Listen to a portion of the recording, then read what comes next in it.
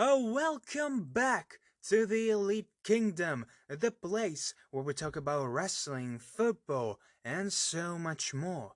Today, we're once again gonna talk about AEW Dynamite, so let's not waste any time and let's jump right into this episode. The show started with our first, but no last squash match, where John Moxley faced against Orion. Surprisingly, Nemeth got just the right amount of offense to call this match somewhat back and forth. Well, it's not like Nemeth dominated a big portion of a match. No, John was the one on top for the majority of this 5-minute match, but after he would land 2-3 moves, Ryan would come back with one move that would stun Mox for a couple of seconds, and then Mox would dominate again. After a couple of these back and forth moments, Mox won with a paradigm shift. After the match, John cut an incredible promo.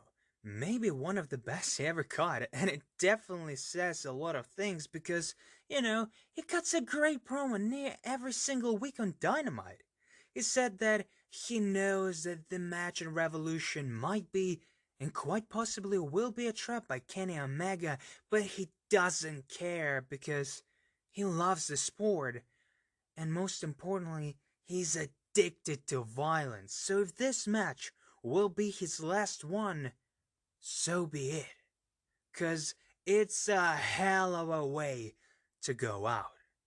Great promo to build more hype for one of the most exciting matches on Revolution, and a good squash match that built up Ryan Nemeth like a good competitor and gave some momentum to Moxley.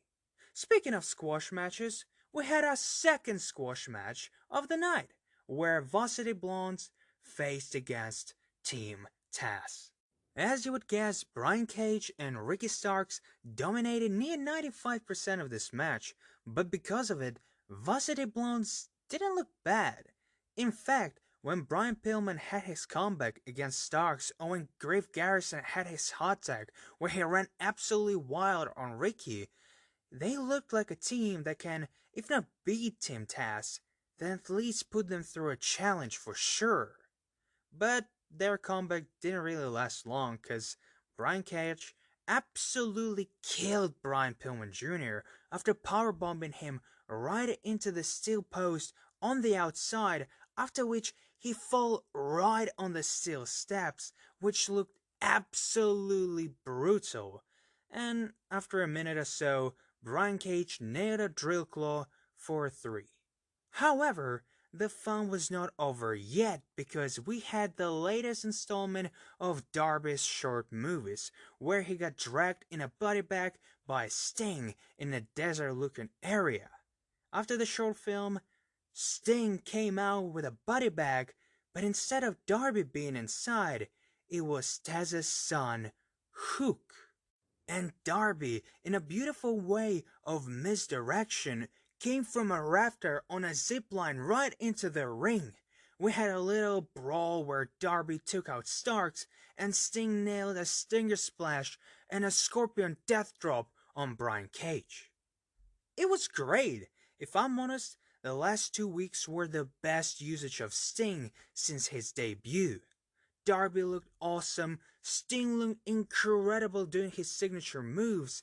The only thing that kinda disappoints me is that it feels like a go-home segment, but we have one more week, so I'm not sure about what they're gonna do next week, but it's a minor criticism, so let's go forward.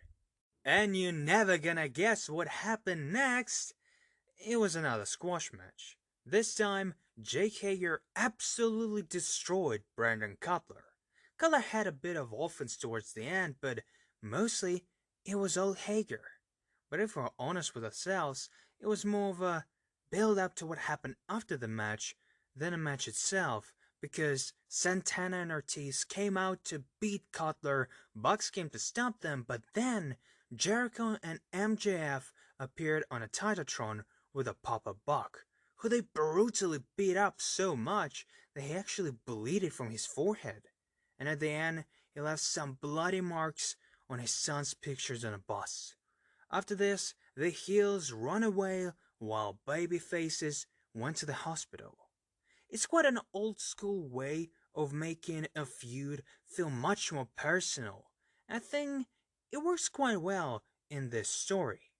After this, Adam Page faced against Isaiah Cassidy, and surprisingly, it was a great long match where Isaiah looked like an absolute star, working over Page's hand, and because of it being in control for the majority of the match, he cut off most of Hangman's offense and even his signature moves.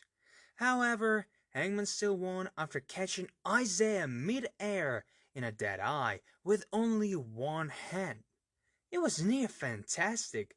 The match was great. Both wrestlers looked much better than before the match, and the story got progressed even further because after the match, Matt Hardy said that he will take out everyone that Hangman likes, and that's why he threw Alan number 5 Angels through a table after the match.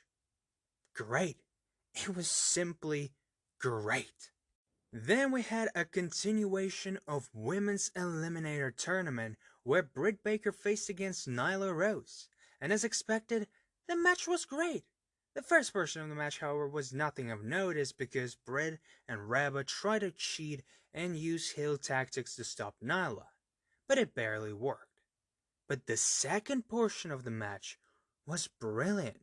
Great wrestling from both women, great near falls, and even kickouts from finisher maneuvers. Britt kicked out once from Nyla's Biz Bomb, and Nyla twice escaped Britt's Jawlock. In the end, surprisingly, Nyla won after hitting another Biz Bomb. I have nothing against this match. It was great. However, the winner? Nah, I'm not sure about it. Britt should be the next champion because, she bloody deserves it. And I just hope, I pray to all gods that Nyla will not win the tournament because we've seen Nyla versus Shida so many fucking times that I'm not even gonna count. But now, it's time for our main event, Rey Fenix versus Lance Archer. It's not that hard to guess, but the match was bloody fantastic. One of the best this year on Dynamite. And of course it was. You have Rey Fenix who can do absolute madness inside the ring, and Lance, one of the best big guys in AEW's roster. This match ruled. Lance had the majority of the match in control, dominating and doing the typical big guy wrestling with occasional high flying. Lance looked great, and most importantly, never boring. And part of this obviously goes to Rey Fenix, who had moments where he quite literally was on fire. Doing walk on the rope, dives to the outside, corkscrew dives, frog splashes, well, anything you can imagine basically. And the match went for near 20 minutes, and in the end, in the final minutes of the match, Lance surprisingly won after a blackout, advancing to the ladder match on Revolution, and even fist bumped near dead body of Phoenix after the match. And I personally think it's a great decision to put Lance in a ladder match, because he will bring a different style of wrestling to this match, and it will be weird to have Phoenix and Penta fight against each other again while Death Triangle was on a roll since Pac came back. Even though it would be incredible to have Phoenix in a ladder match. Overall, it was another great episode of Dynamite, where of course there was a lot of squash matches, but all of them served their purpose and helped the guys who were involved in this match. I can't wait for the next week's episode, and of course, I cannot wait for the Revolution. Thank you guys for listening, and as always, I'll hear you soon.